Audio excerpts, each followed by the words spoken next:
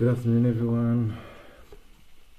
We're going to have part 6 this week of Mildly Interested, and we're at chapter 5.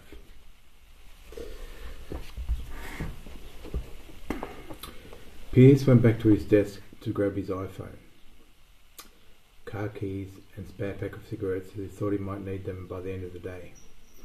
Plus, he was on a permanent break for the rest of the day as far as he was concerned.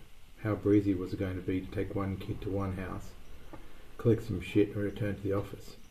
Of course, some detours and unexpected things were bound to happen, at least until 5:25 p.m. "Kid," he said to Trey, who was still sitting on the stool, nice and loyal like. Trey turned by swiveling his bum on the leather top of the stool. "Yep," he replied, almost nonchalantly, looking the other way. He'd learned to go with the flow in life. Why fight that can't be fought? George explained they were going to collect some of his stuff. The others had all gone back to their important jobs of shuffling paper, making calls to prospective clients, and placing indiscriminate ads in local papers and recruitment websites in the hope of preserving their job for another month, which helped to feed other snotty-nosed kids, put food on the table, and generally contributed to an insane society that virtually had no clue. Pierce and Trey walked to the secretary's desk, told her that she had to come with them, and waited for her to collect her stuff, and then headed to the car park. Trey walked between them. Pierce strolled as if it was Sunday, and the secretary hurried, kind of. She wasn't really hurrying, it just looked like it because her legs were so short, and to keep up she made quick steps. It made her look keen, but the only thing she was keen on at the moment was Lester Colfort and going to Central Park on the weekends. Trey wondered which car was Pierce's. He thought it could be the black BMW that they were approaching, but then Pierce just walked past. He followed, musing over the luxury car, then the secretary. He could see a Land Rover on the other side near the fence, facing outwards. "That's it, I'm sure," he thought. Nope, that wasn't it either. On the other side of the Land Rover was a little Honda Civic, circa 1982, he guessed. "You poor?" he asked Pierce. "No," Pierce answered, annoyed and surprised that the kid even noticed or cared. Pierce explained he was just not that money-orientated and spent his money on other things that made him happy. Trey heard that he was a dumbass who couldn't hold down a job, looked like he had money and didn't mind putting shit on people. He liked him. They chugged along through the streets. Pierce smoked with half his attention on the road, half on checking Twitter and the other half enjoying his nicotine. Trey looked out the window, not really caring what was happening, but enjoying the company and riding in a car, even if it was a wreck. "Cool, look at these window winders," he said as he turned the black handle on the door. Pierce was beginning to think there lurked a smartass under that meek exterior, and he also was beginning to take fond of the little guy. The secretary, whom didn't really have a name as far as most people of the recruit salute knew, but it was more because they didn't care much for work rather than a personal thing. She sat in the back looking from window to window. Excuse me. Lester called her love, sweetie, darling, and any other politically incorrect and sexist name he could come up with. It wasn't that Lester was sexist, he just had other things on his mind, like horse racing or the Knicks. The Honda pulled up at the house Trey said it was his. It had crossed Pierce's suspicious mind that Trey might just be a liar who was taking them all for a ride while they took him for a ride, but the police tape around the house showed some sort of foul play. He turned the engine off and lit up another cigarette. "You sure this is it?" he asked, casing out the street around the house. "Yep," Trey said. "See that window over there?" He pointed to the only window you could see. "That's my bedroom." "What are we going to do now?" the secretary asked. "Want me to take minutes?"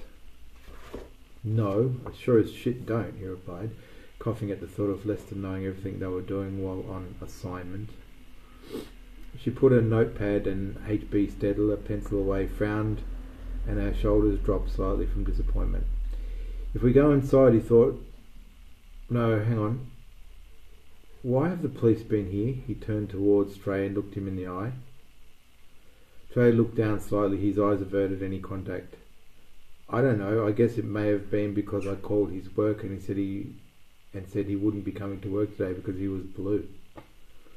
Did you mean sad? The secretary asked. No, I mean like blue. Literally, he was turning a funny blue colour. Not really a Smurf blue or blue like Pierce's shirt as he motioned to it. Pierce looked down and grimaced at the thought of a Smurf coloured dead dad. Okay, so we've got this work taking the call seriously, Pierce was thinking out loud, and they've called the fuzz, and then they've swung by for something to keep themselves busy in between beating on coloured folk and getting the numbers of hookers. Right, so I guess they then called the feds after seeing your blue dad, and now they'd be looking for you. Hey, he turned to the back seat. Are we allowed to cross that line? I don't think so, replied the secretary. Georgie, just a pigeon, Wolf. It's not our roof. But I can find it out on Google if you want me to. No, that'll be fine. I'm sure if we get investigating some of Trey's stuff, and if we go with Trey, he said. Okay, Trey, let's go inside and get some clothes and whatever else kids need these days and get out of here quick.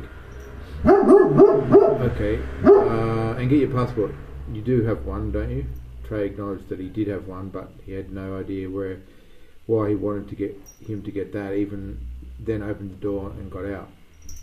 Pierce asked the secretary to wait in the car and keep a watch out. He wasn't sure what for, but it seemed the proper thing to say. Trey led the way up the front path, under the tape, and to the front door, where he lifted a pot plant to reveal a key. Oh, I'd never looked there, Pierce remarked. Exactly, brilliant, isn't it? Failing to notice the sarcasm. It's perfect because it's so obvious that nobody these days would expect you to put it there.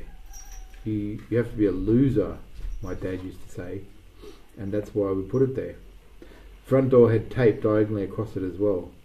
When Trey opened the door, he walked through without disturbing it. Pierce bent down and leaned to one side to avoid it, then closed the door behind him.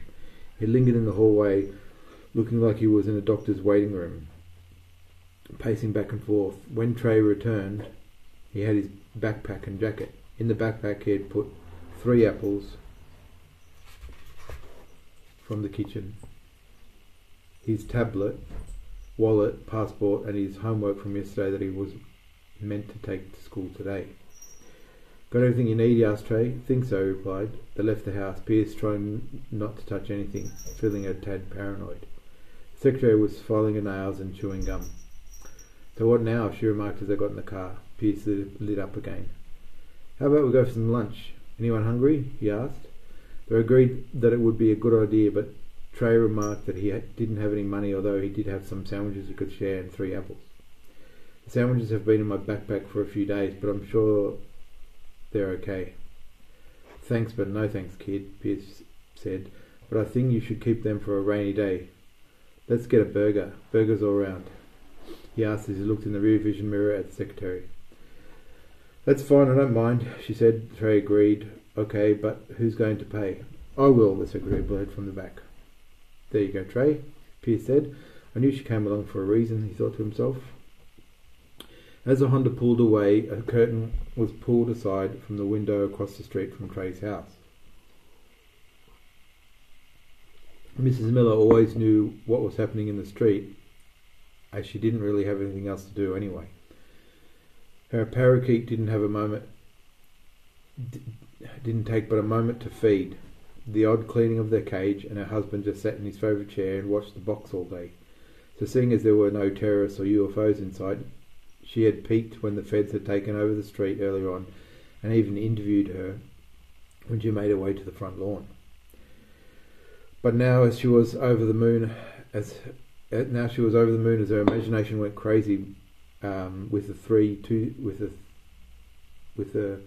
3 strangers with Trey.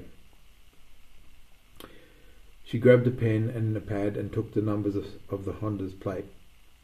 She couldn't wait to call the police, but first she had to have a cup of tea to unwind. Speaking of tea, it's not really a tea, but it's a cafe.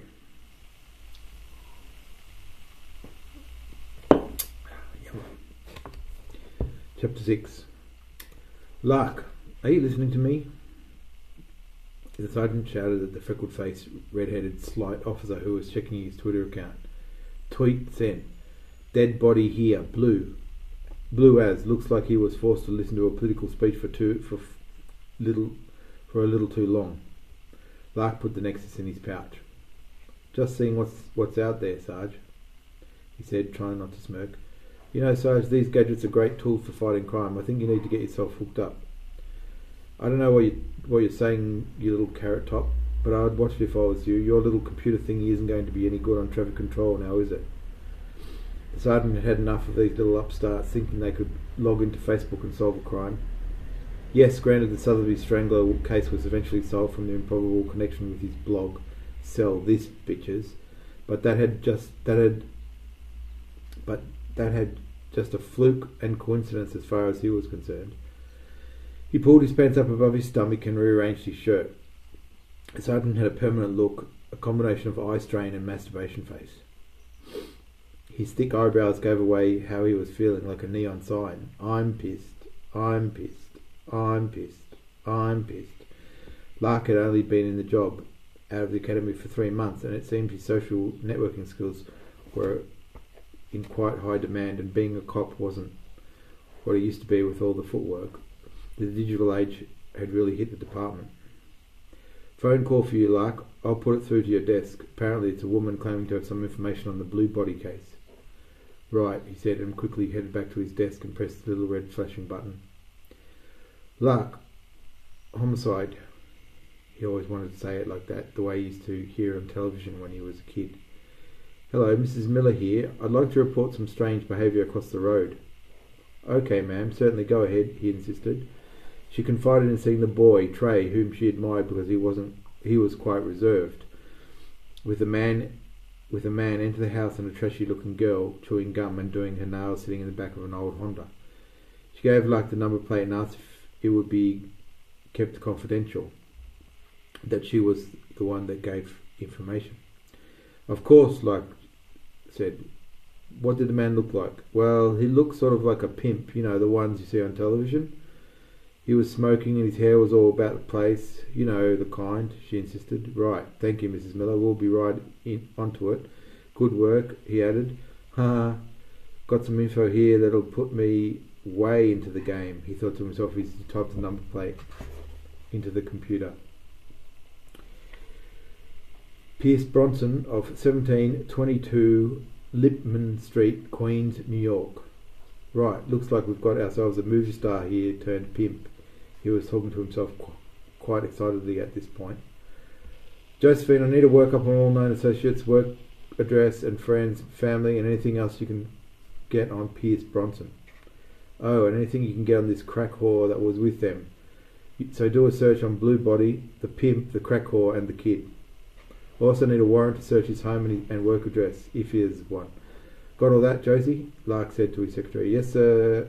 I think so. Okay, thanks, guys. That's end of part 6. Next week we'll start on chapter 7. Thank you. Ciao.